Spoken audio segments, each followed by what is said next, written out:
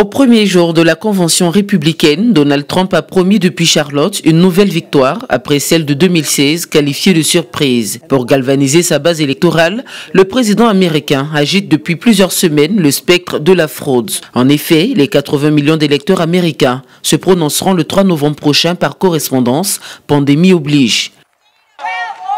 La seule chose qui favoriserait notre échec sera le trucage des élections. Ils utilisent le Covid-19 pour voler cette élection. Nous devons donc faire très attention. C'est le scrutin le plus important de l'histoire de notre pays.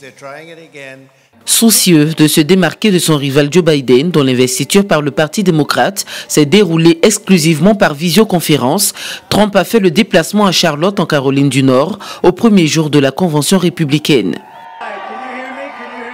Je me sens obligé de venir en Caroline du Nord. Nous avons fait cela par respect pour votre État et je pense que vous vous en souviendrez le jour de la présidentielle.